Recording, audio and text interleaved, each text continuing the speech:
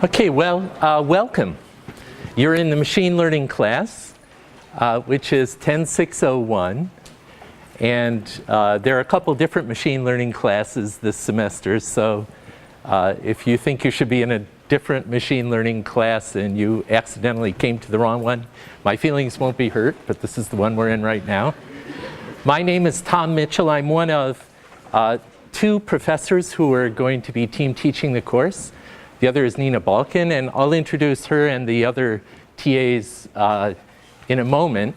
But I wanted to just start by welcoming you and saying a few things about machine learning.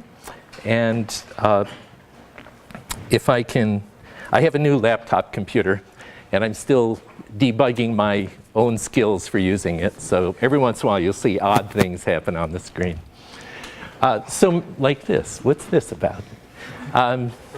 It's not even on my screen, but that's okay. So machine learning is a subject close to my own heart. It's about the question of how do we build computer programs that automatically improve what they're doing through some kind of experience. So to have a well-defined problem in machine learning, I'd say we need to have three things specified. We need to have some performance task that the computer is performing, and some metric for what it means to do that better or worse, and then some kind of experience from which the program can train. So for example, you're very familiar with spam filters, and you're probably aware that spam filters are trained using machine learning. So if we took that as an example, we'd say the task is to take an arbitrary email as input and produce a label, spam or not. That's the task. The performance metric we would like to optimize, I could make up several random spam filter programs, but there's some performance metric that, for example, you know what your own spam filter, your own notion of spam is. And so there's some, if you were, for example, to label a set of emails as ones that you consider to be spam or not, then we could say our performance metric we might use to make a well-defined learning problem is to match as closely as possible the labels that you've assigned to the emails. That is for the program to learn to match as closely as possible your own labels. So that would be a performance metric. And the type of experience, well, it could be just what we said. It could be the experience the program's going to learn from is a set of labeled emails. This one's spam, this one's not spam, here's another spam. And so there's an example of a well-defined machine learning problem. We can make another one, also with spam. We could say, for example, we could change the performance metric. Maybe you don't really want to minimize the number of errors the spam filter makes compared to your gold standard. Maybe you actually are more worried about losing a good email into your spam folder than you are about accidentally looking at what is actually spam. So you might actually have a slightly different performance metric that you'd like to optimize that gives a bigger penalty if the program accidentally labels non-spam as spam than if it does it the other way around. So that would give you a different, again, well-defined problem. We also could change the experience. So for example, so far we're talking about training a spam filter by giving examples of emails with labels, spam not. Some computer programs, and we'll learn about them this semester, can also take unlabeled examples, unlabeled emails, as additional data. And there are algorithms that can perform better, learning algorithms that can learn better if they're given both those labeled examples and a whole bunch of unlabeled email, which seems kind of like magic. But by the end of the semester, you'll understand what's the principle underlying that. And in fact, what kinds of situations, what kind of formal structure a problem could have that makes unlabeled data be actually useful for training a spam filter. And spam actually is an example of a problem that has the structure that makes unlabeled data useful. Okay, so there's, roughly speaking, what we mean by machine learning. We could make up a lot of examples of machine learning problems and characterize them this way. We talked about spam. We could also talk about self-driving vehicles. Suppose we want to make a self-driving vehicle learning system. It's going to, for example, learn, given the camera and other sensor input, it's going to learn what direction to steer and whether to step on the brake. So that'd be another function, actually. Just like the spam filter was a function from emails to labels, here my robot would be a function from sensor observed data to recommended control actions. So let's see, if we wanted to make that a well-posed problem, then we'd have to say what the task is. I guess I just did that. We'd have to say what our notion of performance is. Maybe we want to get you to school, to class, to CMU on time for noon for class. In every case, no matter where you start out. And the fraction of times that you're late for class would be the penalty function. And what kind of experience? Well, again, we could do that several ways, but the most supervised kind of experience you could imagine would be if we trained the car by actually driving it and letting it observe our own steering and brake commands while it was also perceiving the sensory input. And that way it could construct a large set of labeled examples of here's what my sensory data is, and in this case the person, the trainer, did this steering command and this brake action. You get a large set of that. In fact, if you're training a car, I recommend that kind of training instead of, say, letting it drive randomly and crash into things. But you could imagine, again, there are different variants on how we could set that up. Okay, so that's machine learning in a nutshell. It's about how do we build computer programs that perform some task and improve their performance in some well-defined metric according to some type of experience. So during the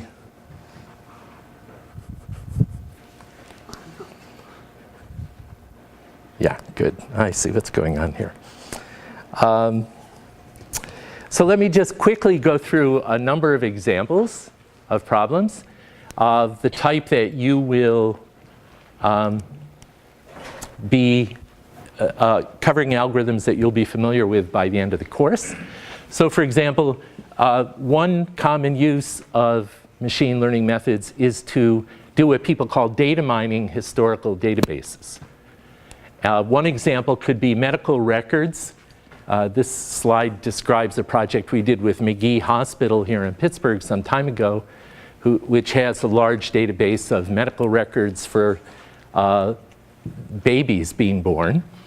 And from that historical record, they have many examples of the medical state of the mother during the 9 months leading up to the birth, and then an indicator about the birth. And they were interested, for example, in whether the birth would happen as a normal birth or as a birth that requires surgery, called a cesarean section.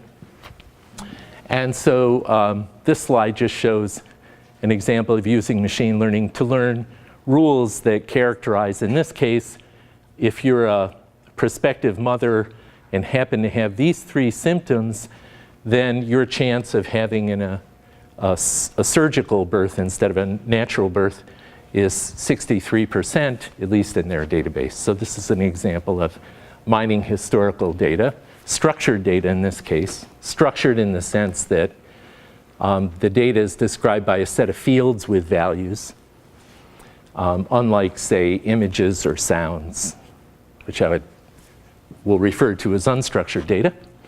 And this is just one of thousands of examples I could have shown you of mining historical databases. So another very common example you might be familiar with is when you swipe your credit card to buy something in the store and the computer decides whether to approve or not approve your purchase. That's because there's a very sophisticated strategy that's being automatically applied to the data about your particular swiping of the credit card. And that strategy is the result of a machine learning algorithm running on a historical data set of millions of credit card transactions. Some of them turned out to be labeled as, eventually as fraud, others being labeled as legitimate purchases. And again, there's a wonderful and very practically valuable machine learning problem, almost isomorphic to this one, if you think of them both as just examples of historical records of data labeled in some way where we would like in the future to be able to take a new record and predict those labels. Okay. In addition to structured data, we're going to be looking at unstructured data like text. Here's an email that happened to show up yesterday as I was preparing this lecture, very entertaining email. My spam filter correctly labeled this one as spam. But if you think about it, to write a computer program to analyze text data requires a different kind of representation than more structured data. And we'll be looking at that. Also at images. Many of you have now phones that take pictures. You might have noticed, at least on my phone, when if I were to take a picture of this class, we could, I should do that. You put little boxes around all your faces. That's because cameras today can actually find faces automatically in the images.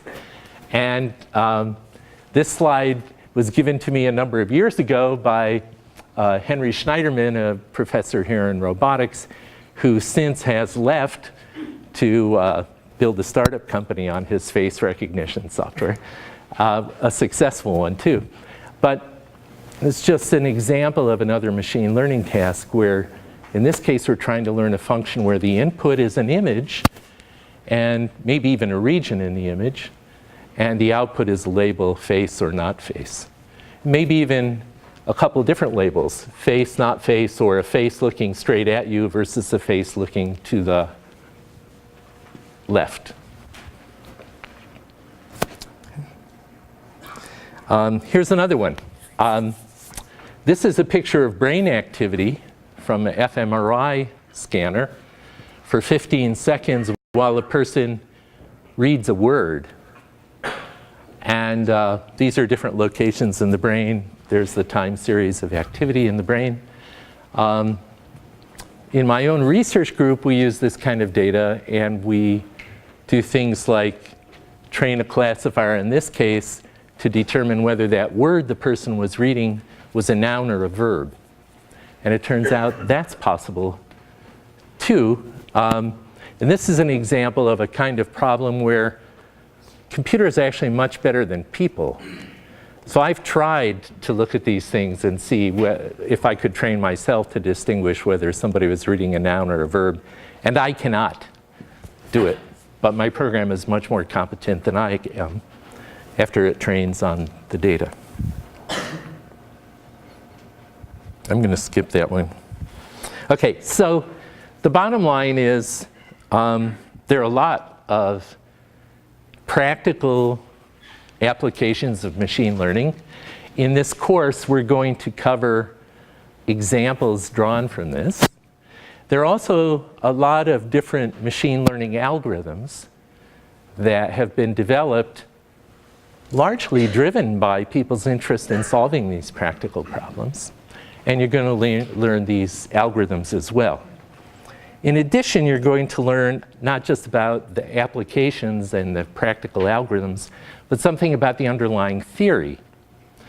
One of the most, I think, interesting sets of theoretical questions in computer science are really about questions about learning.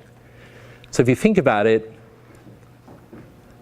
one of the most interesting questions that I can ask, in my opinion, is if I have some learning system, maybe it's a computer, maybe it's your brain, is there anything fundamental that relates the success of the learning strategy to properties of the training data that I present?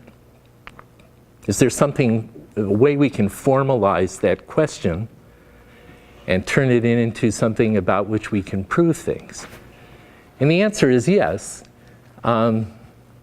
Statisticians, if you've taken a basic course in statistics, you're probably familiar with various kind of confidence interval theoretical results that say, for example, if you want to know the probability that a particular coin will turn up heads or tails, that's a probability somewhere between 0 and 1, that you can estimate that by flipping the coin a number of times and just observing how often it turns up heads. And the statisticians have gone beyond that to say, well, furthermore, here's a proof of some guaranteed bounds on how accurate your estimate will be for the probability of a heads, depending on how many times you flip the coin. Obviously, the more time, if you flip it 3 times or 3 million or 3 trillion times, you're going to have more accurate estimate if you flip it more times. That intuition has been turned into formal results by statisticians who can tell us exactly how the confidence interval shrinks as we increase the volume of training data for that simple learning task. But it turns out we can take the same kind of intuition and apply it to much more diverse set of machine learning algorithms. And so, for example, we'll talk in this class about a theory that relates how accurate the learned hypothesis is for some trained system, like a spam filter, for example, and how that depends on the number of training examples we present and the complexity of the hypotheses that the program considers. And it'll turn out to get a good result, a workable result. We have to talk both about the accuracy of what will be learned, its error rate, and about the probability that if we provide M examples, we'll actually succeed. So more to say about that. But the point is, machine learning is an interesting field, partly because there are a lot of interesting practical applications and algorithms, but partly because we also have the beginning of a theory to talk about properties of learning systems in general. And as we go through this in the class, think about the question of which of these theoretical results also apply to your brain. If you're a materialist and you assume the learning is a mechanical process, biological process in your brain, then you must be subject to the same information theoretic constraints that any computer program would be subject to. So, a way to think. All right, so let me just end this kind of intro with a few remarks to get us all thinking about how machine learning, this particular subfield, relates to other fields. Actually, let me find out who you are. How many people here are computer science majors? Okay, how many people here are, what else should I ask for? Art majors. Okay, none. School of Computer Science majors. That includes LTI and everything? No, okay. Help me. What else? ECE, how many ECE majors? Okay, great. How many engineering majors in general? Okay, how many business majors? Okay, good, so we have a good mix. How many people are undergraduates? Cool. How many are master's students? All right. All right, cool. So we have an interesting diversity here in the course. And it's interesting to think about how machine learning relates to other fields, including yours.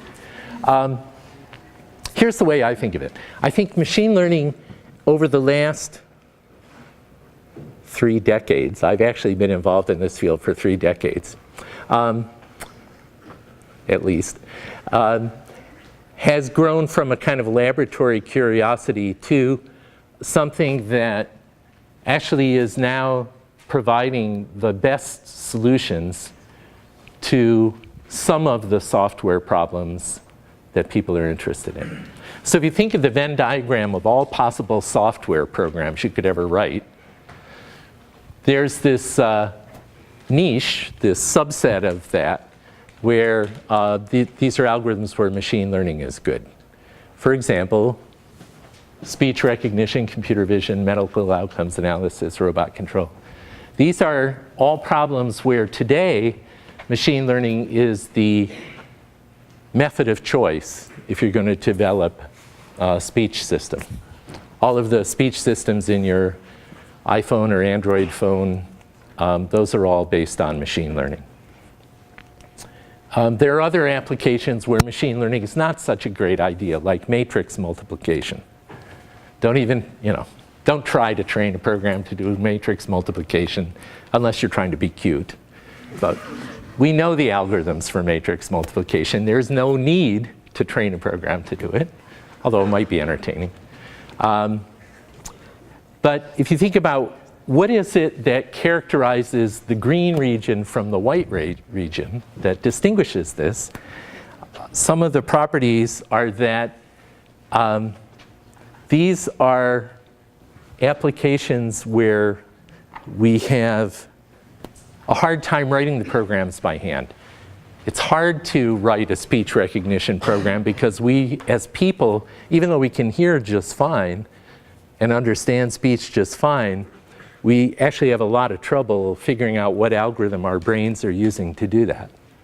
Similarly, even though you could recognize me here in front of the room from the visual input you're getting, you'd have a hard time writing a computer program to recognize whether I'm the person standing here, even though you can do it. So there are a lot of things that we're good at doing for which we're not good at writing down the algorithm for it. And as computer science has evolved, more and more of those kind of problems arise, partly because we have a lot more online data and different kinds of sensor data these days. And partly because we like self-customizing software.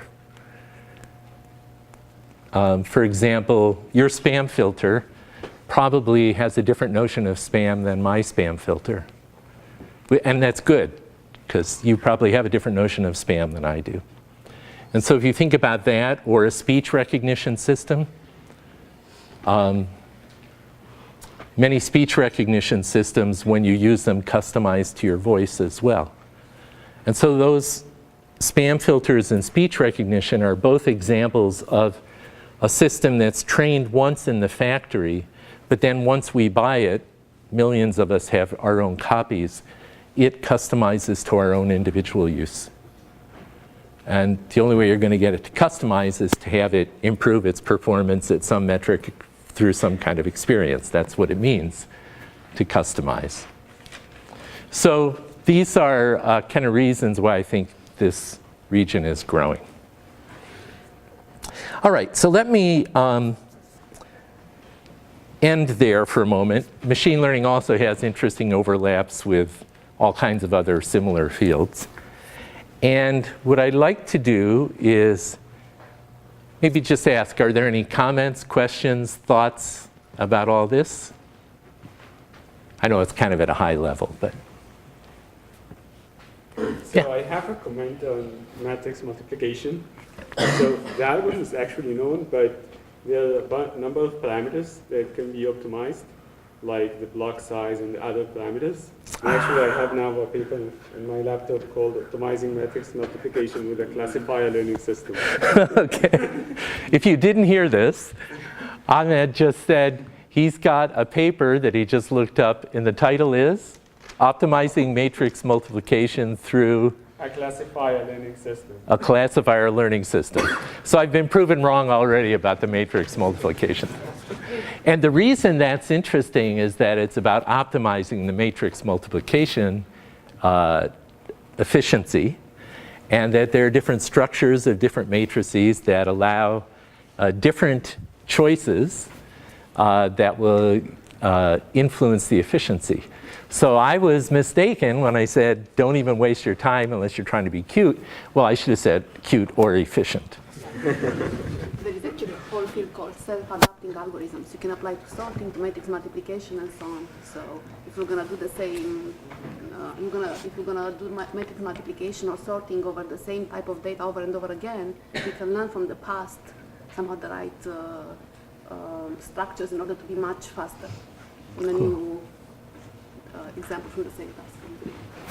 Cool. So the comment here was there's actually a whole field called self-adapting algorithms that, of which this is an instance.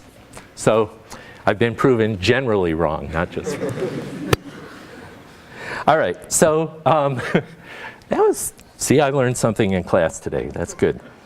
So let me summarize then. Here's, if you're wondering, should I hang in there on this class? The answer is something like, it depends on what you want to learn, but if you're in this class, here's what you're going to learn. The primary algorithms, how to use them on data. We're going to give some programming assignments where you'll get to use different types of data. You'll also do a project, and you'll learn something about the underlying statistical computational theory as well. And my goal, our goal, is that by the end of the semester, you should be conversant enough with machine learning and understand the basic ideas well enough that you could pick up, say, the papers in the International Conference on Machine Learning and read those and understand them. Okay. All right, so let me say a few words about course logistics and introduce our team. Here's our team. The most important thing about this slide is that it has the name of our class website. The class website will have copies of these slides too. So there's a little bit of a, you've got to write down something. After that, it's all online. So you could write down the URL for the website.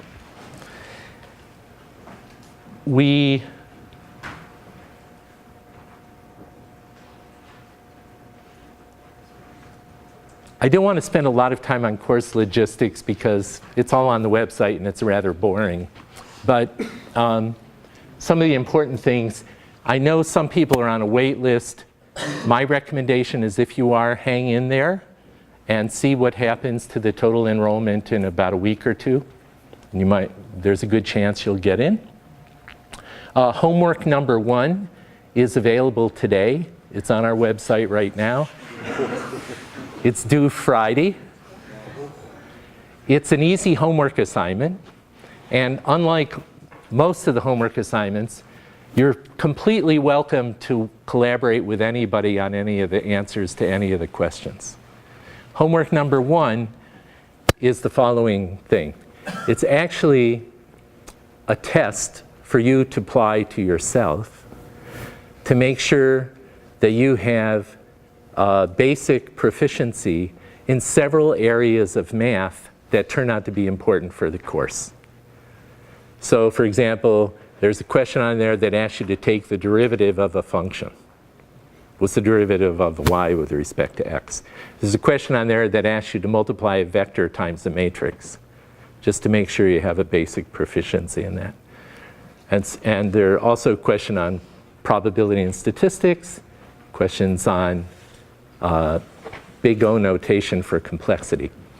And in the homework assignment, there are also pointers to remedial things you can look at, online videos for how to multiply matrices and invert them, and so forth. So the point of this first homework assignment is really to give you a chance to review those 4 areas.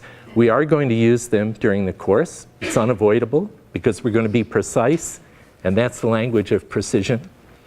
But at the same time, you don't have to be a specialist in all those 4 areas of math to succeed in the course. So the homework will give you a chance to see whether you have the level of basic proficiency that we're going to be depending on. And if you have 3 out of those 4, you'll be fine as long as you don't mind spending some time filling in the 4th one as we go. Okay. So that's due Friday. I guess the other thing to say is, what's our policy on late homework? It's please do it on time.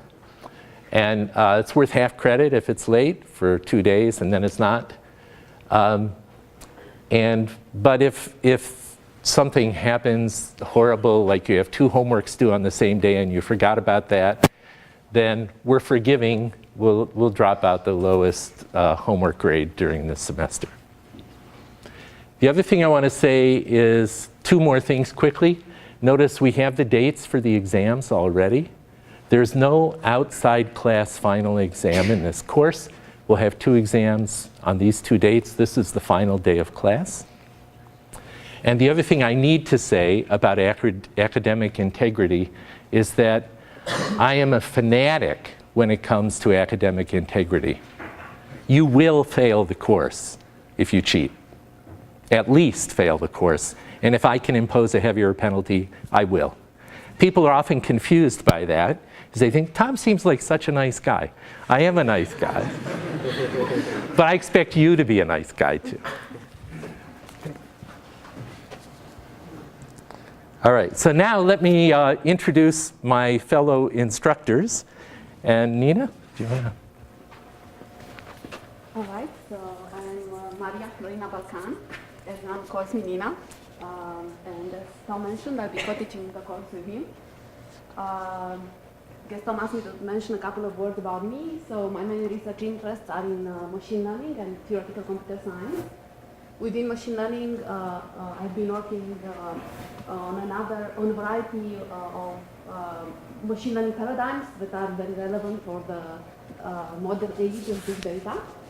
This includes interactive learning, where the learning algorithm takes a much more active role compared to the classic paradigm, supervised learning paradigm, and it does so in order to minimize the need of expert or human intervention. Okay, another topic that I've been working on in the past couple of years is distributed learning, where now learning is done over massive data sets that are distributed across multiple servers or locations. And now the key challenge is to do learning with limited communication. Okay? And I'm interested in other topics such as multi-class learning, lifelong learning, and so on. And in all these cases, my main focus has been on providing algorithms with provable guarantees and also formal models in order to help us reason about how to most effectively utilize the available resources in all these areas. Okay? And as I mentioned already at the beginning, I'm also interested in theoretical computer science more broadly, and especially on connections between learning theory and other fields such as auction or mechanism design, approximation algorithms, and game theory. And of course, if you're curious about any of these, feel free to talk to me at any time about it. Okay? And our next, Travis. My student, my PhD student, awesome PhD student. So I'm one of Nina's first-year PhD students. I'm really excited to take the course. I think it's going to be a lot of fun. But just to give you an idea of the kind of thing I'm working on now, I guess Tom already mentioned classification problems. And there your data is broken into 2 pieces. You have some raw observations about the world, and then some labels that tell you something about those observations. And typically when you're collecting the data to train your machine learning algorithm, usually the unlabeled data is more it's cheaper to collect. And the labels cost more because you have to get the person to label the data or launch an experiment. So it'd be really good if you could have learning algorithms that work with mostly unlabeled data. And so what I'm working on is trying to take advantage of certain geometric relationships between the different labels or concepts that you're trying to learn. And if you have them, then trying to design algorithms that can learn from mostly unlabeled data. So it's mostly theoretical, and it's part of this like active learning, semi-supervised learning research.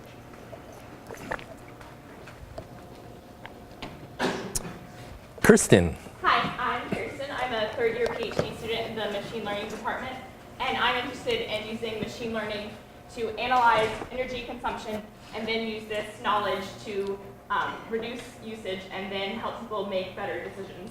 So right now I'm working on a project to predict residential energy costs from features of a home, which would be things like total square footage and the type of heating system that's being used, in addition to occupant behavior, which would be things like the number of people who are living in the house, and also their preferred temperature for heating and cooling. And once we have this sort of information, we can give people a better idea of their costs of living in a particular, like prospective tenants, their cost of living in a particular unit, because then we give them a personalized estimate for their energy costs in addition to the rent itself.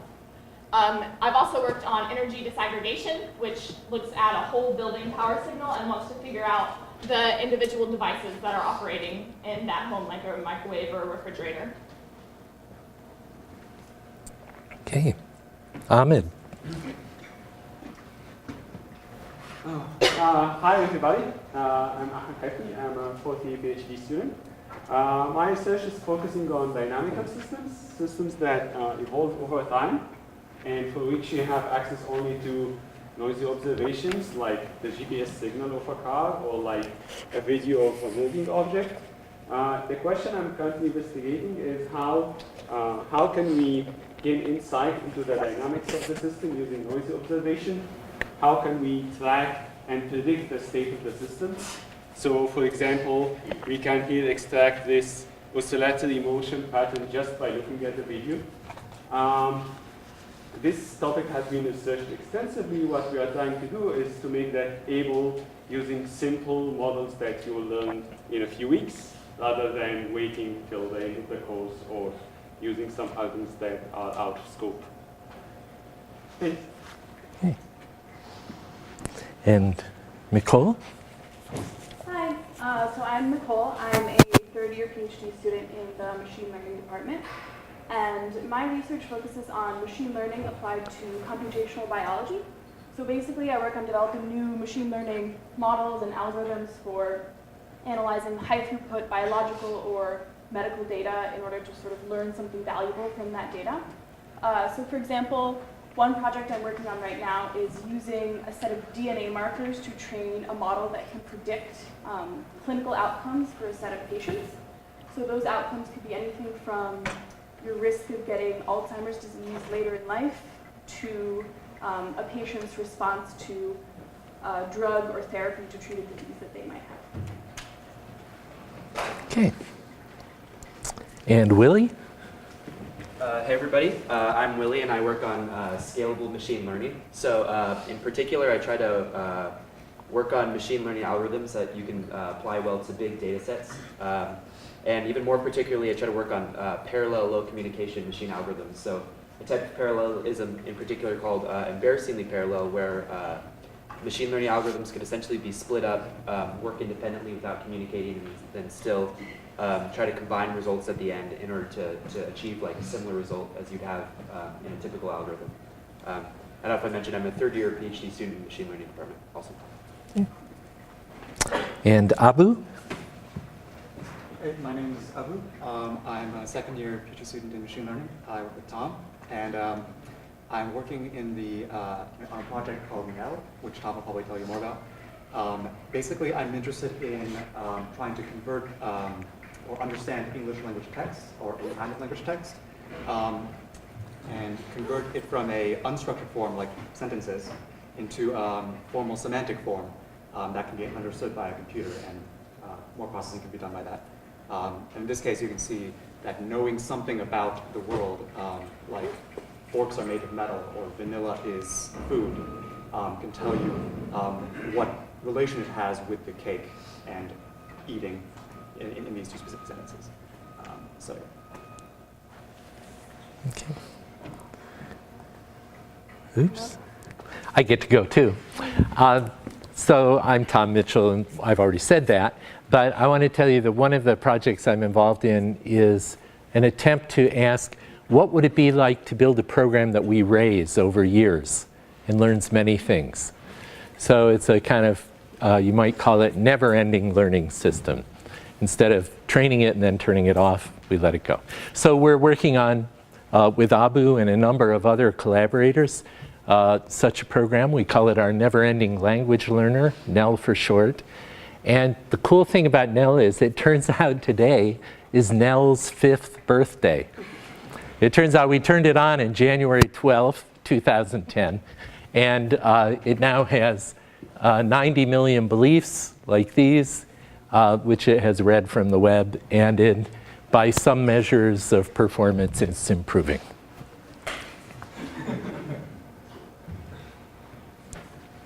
Okay, so that was kind of fun, and I wanted to introduce people, and also that gives you kind of a snapshot of some of the frontier, state-of-the-art research problems that people in this field are looking at. You can feel free to talk with any of us about any of those problems throughout the semester, and we'll try on our part to build homework assignments and project opportunities that leverage from some of these problems and some of these data sets too, so that you'll have a chance to look not only at the traditional machine learning stuff, but also some of the cutting edge things. Okay. All right, so let's see. I'm going to start with the real kind of course material now. But I just want to ask again, any other comments, questions before we, yes? Sorry? The course website link again. Good call. Let me do that.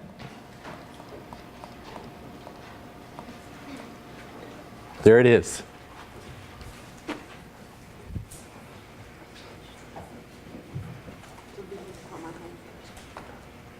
It will be linked from Maria Balkan homepage too. Does anybody else notice this screen seems to have a little bit of a heartbeat, but not that screen?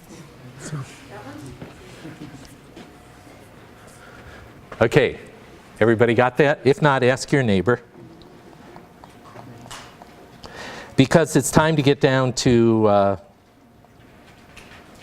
function approximation and decision tree learning. So this is the first algorithm that we're going to talk about. And I like it because it works. It's in commercial use. It's a real algorithm. And it illustrates a whole bunch of points that we're going to kind of revisit over and over through the semester in different ways about how to organize a learning system. So let's talk about function approximation. So at the beginning, the first slide, I said, well, learning is about improving your performance at some task through some kind of experience. But then if you listen carefully at the examples that I gave, most of those were really about where the task was some function from some x to some y. And much of machine learning, like I would say 90% of the papers in machine learning are really about function approximation. What do I mean by that? Here's what I mean precisely. I mean, we have some unknown target function that we want to learn we want our program to learn. And that's a function from some set x to some set y. For example, x might be the set of emails, and y might be a 0, 1 indicating spam or not. And we just want to know what the function is. And so the problem setting is that we have some set of instances. We have some set of labels, y also I should say. And then there's some unknown to the program, correct function. And the program itself has inside of it some way of representing functions, some way of representing spam filters. And that's up to you if you're designing the learning algorithm, how you're going to have it do that. But one way or another, if it's going to output a function, then it's going to have internally some way of representing those functions. And so it's useful to think of the problem setting as including that the learning system has some set of hypotheses, some functions, some set of functions, each of which maps from x to y. And in some sense, its job is to create the best function, the one that actually matches f, the unknown target function. So to do that, it gets some inputs, which are, in the case of supervised function approximation, are a set of pairs of here's an input to the function and the output of the function. So for example, here's an email and this one's spam. Here's another email and this one's not spam. Here's another one, it's not spam. A set of those examples of that function. And its job is to output some hypothesis that's within its repertoire, within its representation, that best approximates that target function f, which we never told it what it was. All we did was we showed it examples of the input and output. Okay? So this is, actually I probably should call this supervised function approximation. Supervised in the sense that our training data here is all supervised labeled data. For every email that we give it a label, spam or not. Okay, so very simple notion, but much of what we're going to cover in this course are really algorithms for doing this. From deep networks to Bayesian classifiers to logistic regression to decision trees. Okay, so to ground this, let's say the world's simplest data set here. Suppose I have a set of training examples. Each row in this table is a training example. Each row describes some day by a number of features. Most of those are weather related, and then this last one tells whether my friend plays tennis on that day or not. And so in the spirit of learning to customize individual recommendations, we might want to train a system to know what kind of day my friend is likely to want to play tennis on. So let's take that as a very simple example of training data for which we could train a supervised learning system. And let's use this to ground our discussion of decision trees in particular. Okay, so decision trees. Many of you might be familiar with decision trees already, but let's see what they are. Here's a decision tree for that function that maps from those weather features to to predict whether a person plays tennis or not. And this decision tree here, you interpret it in the following way. Given that somebody gives us a decision tree like this, it represents a function from weather features to yes or no play tennis, and it represents it in the following way. Given any example, like suppose we have an example where the output, or the outlook is sunny. Oh no.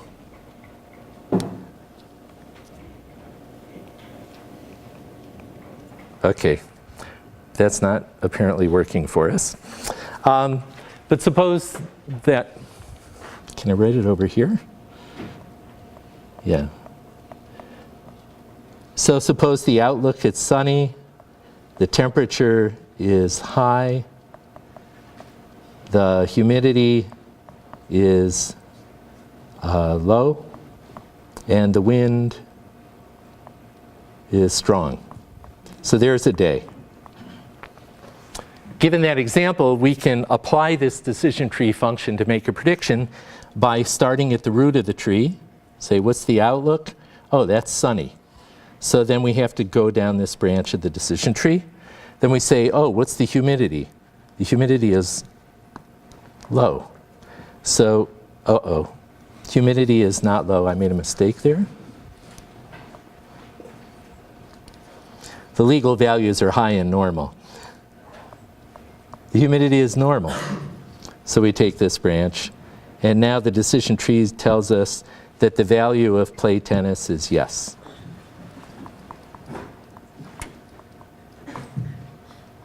Okay, so decision tree is simply a way of taking an example, you sort it down to the leaf node that it belongs to, that tells you the value of the function. Okay, simple idea. Each internal node is a test on some discrete valued attribute. in our case, outlook, temperature, humidity, wind. Each branch out of a node selects one of the values for that attribute, and then each leaf node tells us the prediction, the output of the function. And later on, we'll talk about making those probabilistic outputs. It's an easy extension. Okay, so there's decision trees. So now we can go back to our general function approximation problem. We can see that we can instantiate it for decision tree learning problem in the following way. We said we'd have a set of instances, x. Well, in this case, if we're going to use decision trees, then each of those instances has to actually be a feature vector. And furthermore, like humidity, wind, outlook, temperature, for example, in our case. And in this case, the target function, we need a value for if it's a decision tree, then y has to be discrete valued.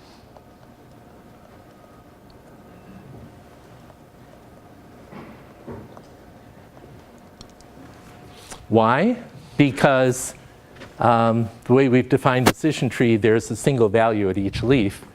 And so as long as we're predicting a discrete valued variable like play tennis equals yes or no, or even play tennis equals yes, no, or maybe, as long as there are a finite number of values, then we can train a decision tree to, we can represent that function as this kind of a decision tree. If we're trying to predict the temperature, which could be an infinite number of values, then it's going to be an infinitely big tree. So that's why we want discrete value y's. Okay? And then we said that the learner would have a set of hypotheses. Well, in this case of decision tree learning, that's the set of all possible decision trees defined over x and y. So there could be a lot of different decision trees. This one that we happen to draw is just one of many. Okay? So in fact, now we'll come back to this definition of function approximation throughout the semester. When we talk about deep network learning, we'll see that it's another function approximation problem, but we can use different assumptions in blue, but the black stuff will still be the same. Okay, and again, then we train our decision tree learner by giving it a set of examples like those ones that we saw in that simple data table. And its job, the learning algorithm's job, the decision tree learning algorithm's job, is to output a hypothesis, a decision tree, that best approximates the target function, which is indirectly communicated to us by those training examples. Yes? In the previous example, how do we know that the outlook is a parent node, and based upon that we classify wind and the other factors? How did we know what? How did we know that the outlook is a parent node, and based on that we classified other? Oh, in this, how did we know that outlook was the right node? We're going to talk about the learning algorithm. That was just an example tree. But this does turn out to be the tree that our learning algorithm will produce for those examples we looked at.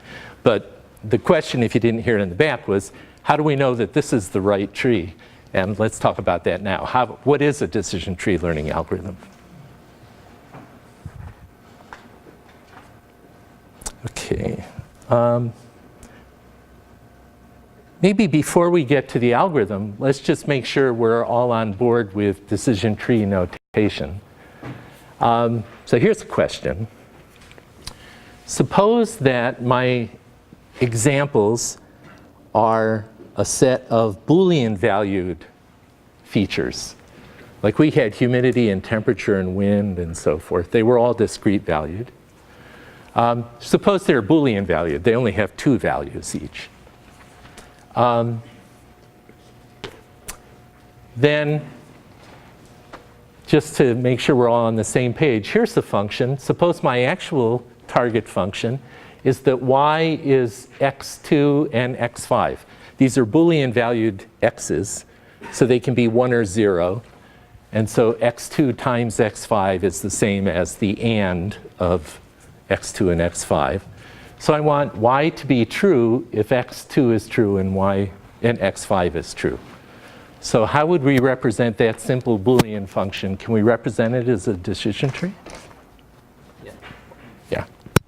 Okay, good. So this is an easy one. We could, for example, put x2 here at the root node, and x2, of course, can be 1 or 0. If it's 1, then we could test x5. And if it's also 1, then we want to output y equals 1.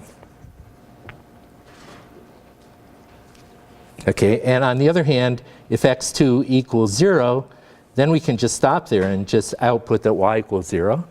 And if x5 equals 0, we can also output that y equals 0. So this function is perfectly represented by that simple decision tree. Right? So all I did was look at the fact that it can only be, y can only be 1 if x2 and x5 are 1. So I built this chain where x2 is 1 and x5 is 1. And now I output a 1. In every other alternative, I output a 0. Okay? And similarly, how would I do this one? Well, let's do it similarly. Let's put x2 here. There are only 2 possibilities. Could be 1, could be 0. If it's 1 and we test x5, and if it's 1, it doesn't matter what x5 is, does it? Good. So I don't even have to test x5. I can just stop there. If x2 is 1, I'm going to output a 1. On the other hand, if x2 is 0, then it's worth looking at x5. And if it happens to be a 1, then I can output a 1. If it happens to be a 0, then I better output a 0. Okay? So you see I can represent conjunctions and disjunctions and even more complicated Boolean functions. You can try this one at home. Now here's a question. Can you represent arbitrary Boolean functions with decision trees, or only some Boolean functions?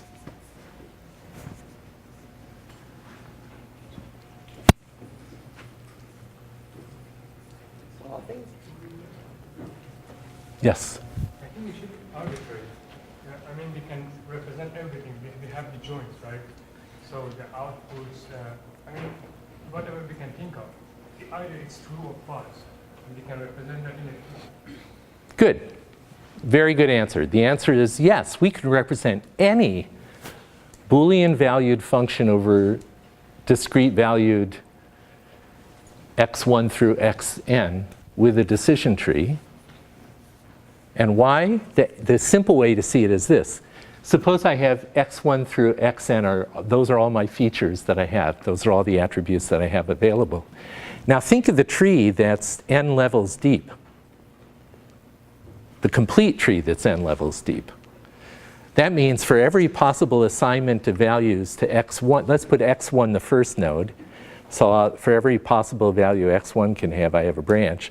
And then under it I have x2 at every step, and I test every possible value it can have, conditioned on which value x1 had. And then at the third level I have x3, and down at the nth level I have xn. So for any arbitrary assignment of x1 to xn of values, I have a separate path from the root of the tree down to a leaf. And so I can then say what the function value is for that very specific set of values for x1 through xn. And there will be a lot of those, 2 to the n of those, leaf nodes. But basically, I can use the decision tree as kind of a enumeration of the values for every single possible joint assignment of x1 through xn.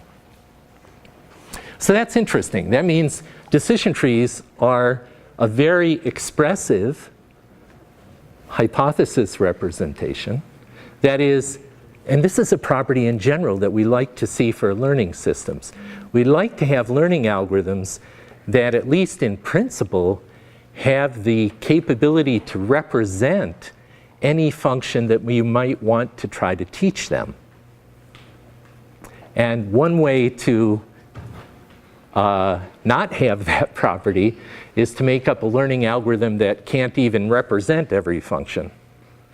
And so fortunately, decision trees have the property that they can, at least for these, if I have Boolean or discrete valued attributes and discrete valued y's, then decision trees can in fact represent arbitrary functions. So that's good. They're not restricted in the sense of being unable to learn because they can't represent. No, that's not a problem for decision trees. Okay, so here's a decision tree for real, learned on that medical data, that birth data from McGee Hospital. Because it's real and a little more complicated, it's presented in a different way. But the way you read this one is, we're trying to predict whether a mother will have a normal birth or a C-section based on features from the medical data. And this learned tree says that the first feature to test is the fetal presentation. That's the orientation of the baby right before birth. And if there are 3 possible values, 1, 2, and 3. If it's in, let's say, presentation number 2, then, I should explain these numbers. Up at the top, we have 1,000 different medical records. 83% of those turned out to be normal births, and 17% turned out to be C-sections. So what this says is, if you have fetal presentation 2, we only have 3 normal births and 29 C-sections. So your probability of having a C-section, if you sort to this branch of the decision tree, is 89% probability that you'll have a C-section. On the other hand, if you have a normal fetal presentation, then we go on to test other features, like, did you previously have a baby where you had a C-section? And is this your first birth, and other things like that. And so here you see a couple things. One, you see that we can in fact attach probabilities to the labels. So if we think of this discrete valued label as C-section or normal, here we're saying, well, we're not telling you exactly what it'll be, but we'll tell you that 73% probability you'll have a C-section, 23% or 27% that you'll have normal birth. And this is in practice a very typical kind of way of using decision tree learning. Okay, so now let's get on to the algorithm. Beautiful thing about decision tree learning, this is the whole algorithm. It's the world's simplest learning algorithm. What we're going to do is our learning algorithm is going to grow the decision tree, starting at the root, and just grow it top down until all of the training data is perfectly classified, and then it's going to stop growing the tree at that point. Okay, so we see, we have this loop that each time through the loop we're going to add a new decision node to the tree. And we're beginning with the root node. And for the root node, we're going to choose the best decision attribute to put at that node. I'll come back and say what I mean by best on the next slide. But let's just say we have some tests for choosing an attribute like humidity or outlook or temperature or windiness. We'll choose the one that's the best. If we can only use one, that's the best indicator. Then we're going to build that into, that'll be the decision attribute for this node, initially the root of the tree. And then for each value that can take on, say, suppose it's a humidity, which could be normal or high, then we create a new descendant for each value. If we put humidity as our root, then we're going to have normal and high as the branches. And we'll sort the training examples to those 2 leaves. all the ones for which humidity is high or normal, and then we'll look. And if these are all positive examples, we don't have to grow the tree anymore. We just label this leaf node positive. Similarly, if they're all negative, and if they're a mixture of positive and negatives, then what we're going to do is we're going to iterate. We go back, and now we set node to be that node which is the descendant of our root, which has a mixture of positive and negative examples. And now again, we just start and reapply the same procedure recursively to grow the tree below there. Okay? So it's a very simple, greedy, top-down growth of the decision tree using a test to choose the best attribute at any given point.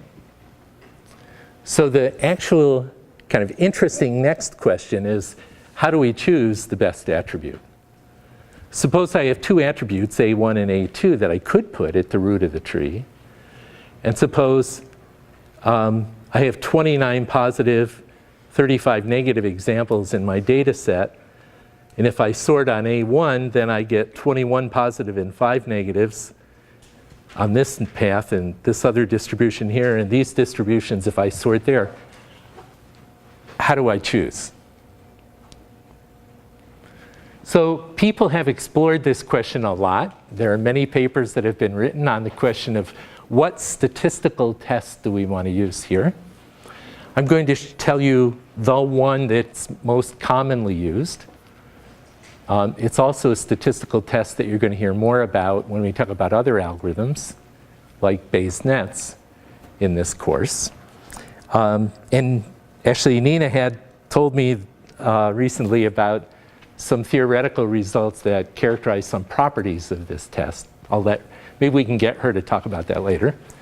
But it's based on entropy. How many people here already know entropy?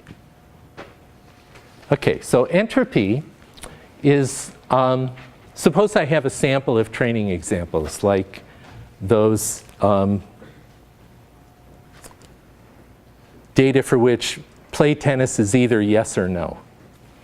So some random variable like play tennis, some variable, and sometimes it's 1, sometimes it's 0. And let's say P plus is the proportion of positive times when it's 1. P minus is the proportion of times when it's 0, negative. Entropy measures how impure that set is. In other words, if it's all 1s, if I have a sample of 10, I guess we had 14 examples in our data set. If I have 14 examples and they're all positive, the entropy is actually 0. Or if they're all negative, the entropy is 0. But if they're half and half, then the entropy is 1. And here's what that function looks like. So if they're 0% positives, entropy is 0 because it's very uniform, very pure. Or if they're all 1. But if it's somewhere intermediate, then the entropy is non-zero. Entropy is an interesting quantity for a number of reasons. Here's the definition of it. H is entropy. If I have some random variable x, which in our case is that thing we're trying to predict, play tennis, is it yes or no? The entropy is just defined as minus the sum over all the possible values that play tennis can take on, 0 or 1, the probability that it does take that on times minus the probability that it takes that on times the log base 2 of that. Seems like an odd quantity, but it turns out one reason it's an interesting quantity defined that way is that the entropy is actually the expected number of bits we need to encode a randomly drawn value of x under the most efficient code.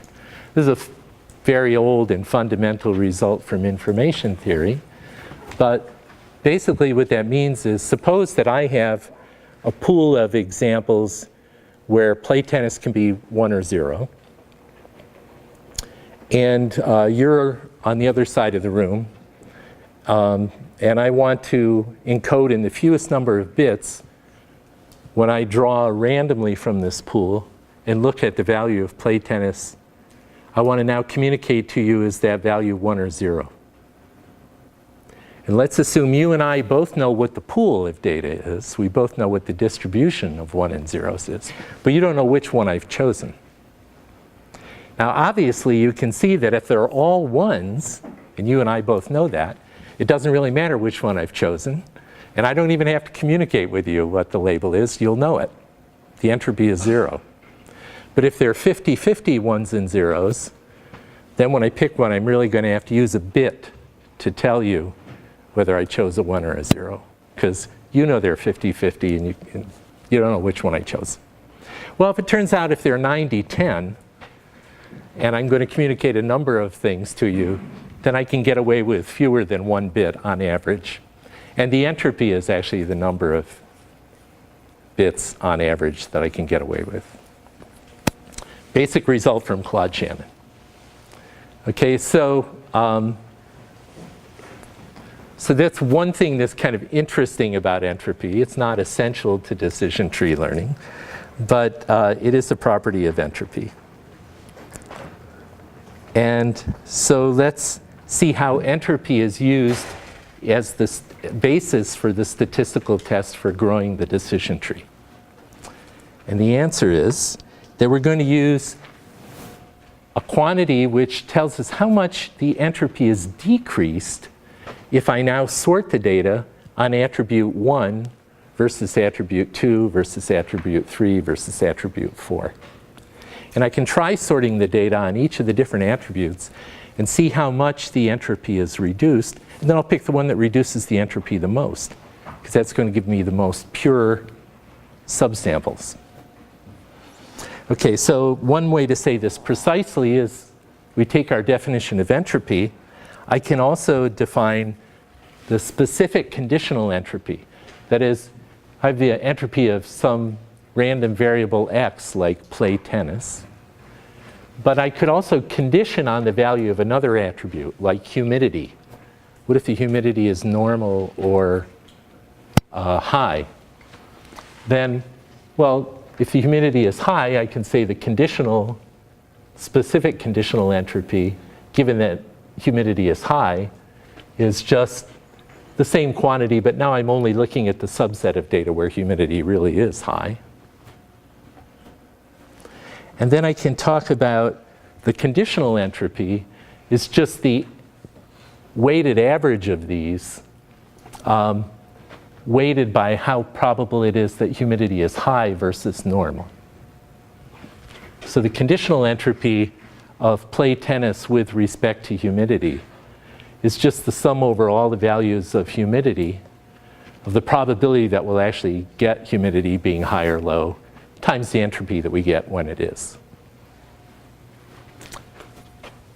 And this is the quantity that we get if we sort on y. And so the final thing we want is actually, we want to choose the attribute to put at the root of our decision tree that takes the original entropy and reduces it the most. So we can look at the difference between the original entropy and the conditional entropy once we sort on attribute y. That's also called the mutual information, sometimes the information gain, between the variables x and y. And we just want the one where this quantity is highest, which in our case turns out also just to be the attribute where we have the minimum conditional entropy, since h of x is the same in both cases. Okay, so when we put that together, we do it this way. So we go back to our data set again. Then we can say, how do we select the root attribute for our decision tree? Here's the full picture. Originally in that data set we looked at, there were 9 positive examples, 9 examples where play tennis equals 1, 5 where it equals 0. That gives us an entropy of 0.94. You can work out the arithmetic yourself. But if we sort on humidity, which can be high or normal, that gives us a pool of 3 positive, 4 negative, entropy 0.98, and a second pool of 6 positive, 1 negative, entropy 0.59. And the weighted average of these would be 7 out of 14 times this, plus 7 out of 14 times that. That'll be the conditional entropy conditioned on humidity, which is this quantity. And then, so the reduction in entropy, if we sort on humidity, is 0.15. Whereas if we sort on this other attribute, the reduction in entropy is only 0.48, 0.48. Okay? So again, the point is entropy tells us how mixed up or pure the sample is. And what we're trying to do, we have some entropy in the pool of data training examples we're looking at. We want to pick the attribute that reduces that entropy as much as possible. And we take a weighted average of the entropies in the 2 descendant nodes weighted by their volume. Okay. So this is, now you have the full decision tree learning algorithm. It's actually that simple. And so if you apply this to those 14 examples, it chooses outlook as the most entropy reducing highest mutual information variable, puts that at the root of the tree, sorts the examples then. Here there were 14 days, sorts them into these 3 buckets. Then the algorithm notices that this pool of data is already uniform, has entropy 0.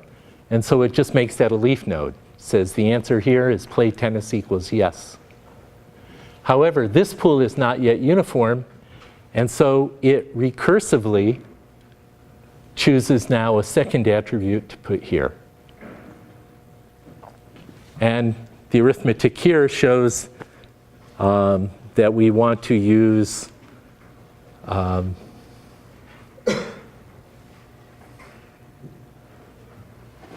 something else.